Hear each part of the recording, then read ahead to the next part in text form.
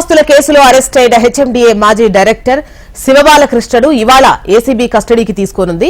Chanchalguda jail నుంచి శివబాలకృష్ణను కస్టడీలోకి తీసుకుని విచారణ ప్రారంభించనున్నారు. అక్రమాస్తుల కేసులో అరెస్ట్ అయిన హెచ్ఎండిఏ మాజీ డైరెక్టర్ శివబాలకృష్ణను 8 రోజుల కస్టడీకి అనుమతించింది నాంపల్లి ఏసీబీ కోర్టు. దీంతో ఫిబ్రవరి 7 వరకు బాలకృష్ణ అక్రమాలపై విచారణ జరపనున్నారు అధికారులు. 2018 నుంచి 2023 కాలంలో హెచ్ఎండిఏలో పనిచేసిన శివబాలకృష్ణ అధికార దుర్వినియోగానికి పాల్పడడం ద్వారా కోట్లాది రూపాయల ఆస్తులు అక్రమంగా కూడబెట్టినట్లు వచ్చిన ఆరోపణలతో రంగంలోకి దిగింది ఏసీబీ. శివబాలకృష్ణ అరెస్టుకు ముందు ఏసీబీ అధికారులు విస్తృతంగా తనిఖీలు చేపట్టారు. 100 కోట్ల ఆస్తులు గుర్తించారు. అధికార దుర్వినియోగానికి పాల్పడి అనుమతులిచ్చారని, అలా అవినీతి సొమ్మును కూడబెట్టారని నిర్ధారణకొచ్చారు. దీంతో శివబాలకృష్ణ డైరెక్టర్ గా ఉన్నప్పుడు ఇచ్చిన అనుమతులు, కూడగట్టిన ఆస్తుల వివరాలను కస్టడీ విచారణలో రాబట్టేందుకు సిద్దమైంది ఏసీబీ.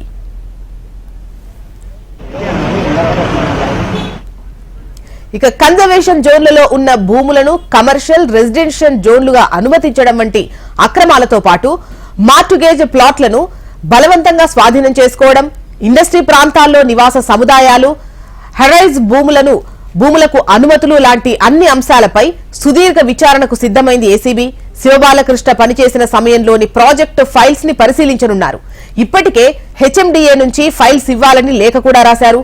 కస్టడీ విచారణలో శివబాలకృష్ణకు చెందిన 4 బ్యాంక్ లాకర్లు కూడా ఓపెన్ చేయనున్నారు అధికారులు. మరోవైపు శివబాలకృష్ణ అరెస్ట్తో ఆయనతో పాటు పనిచేసిన అధికారుల్లో గుబులు మొదలైంది.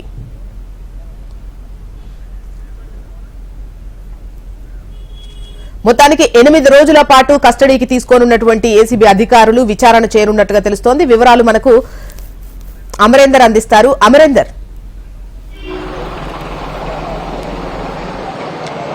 అక్రమాస్తులు కూడబెట్టుకున్న కేసులో ఏదైతే హెచ్ఎండిఏ మాజీ డైరెక్టర్ శివబాలకృష్ణకి సంబంధించి కూడా నాంపల్లి ఏసీబీ కోర్టు 8 రోజుల పాటు కస్టడీకి అనుమతించింది. దీంతో మరికొద్దిసేపట్లో చెంచల్గూడ జైలు నుంచి కూడా అతన్ని ఏసీబీ అధికారులు కస్టడీకి తీసుకుంటారు. ఆ తర్వాత వైద్య పరీక్షలు చేస్తారు. ప్రస్తుతం మనం ఉంది బంజారాహిల్స్ లోని ఏసీబీ కార్యాలయం వద్ద. ప్రధాన కార్యాలయానికి మరికొద్దిసేపట్లో హెచ్ఎండిఏ మాజీ డైరెక్టర్ శివబాలకృష్ణ తీసుకొస్తారు.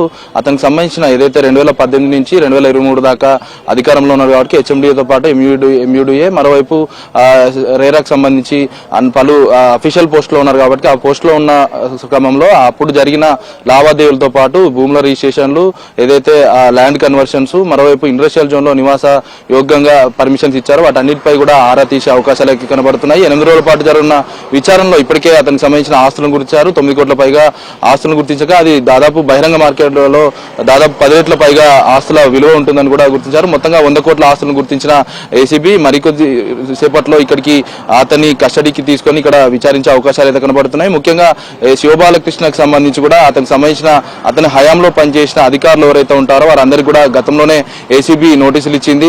వారితో పాటు ఇటు శివబాలకృష్ణను కూడా విచారించే అవకాశాలు అయితే కనబడుతున్నాయి. మరోవైపు నిన్ననే ఏసీబీకి సంబంధించిన కట్లో ఏదైతే శివబాలకృష్ణ దొరకాడు కాబట్టి శివబాలకృష్ణకు సంబంధించి అతని సర్వీస్ నుంచి కూడా ప్రభుత్వం రిమూవ్ చేసింది. దానికి సంబంధించిన అబ్స్ట్రాక్ట్ కూడా విడుదల చేసినటువంటి పరిస్థితి. మొత్తంగా శివబాలకృష్ణను దాదాపు 8 రోజుల పాటు ఇవాళ జనవరి 31, ఫిబ్రవరి 7 వరకు కూడా అతన్ని విచారించే అవకాశాలు కనబడుతున్నాయి. ముఖ్యంగా ఏదైతే అతని అక్రమాస్తులకు సంబంధించి ఏదైతే 12 ఏళ్లలో దాదాపు 64 లక్షలు మాత్రమే ఆస్తులు ఉండాలి, కానీ అంతకు మించిన ఉన్న ఆస్తులన్నీ కూడా అక్రమే అంటూ కూడా ఇప్పటికే ఏసీబీ నిర్ధారించినటువంటి పరిస్థితి ఉంటుంది. వాటి అన్నిటికి సంబంధించి కూడా పూర్తి స్థాయిలో విచారణ చేసే అవకాశాలు అయితే కనబడుతున్నాయి. జోష్న.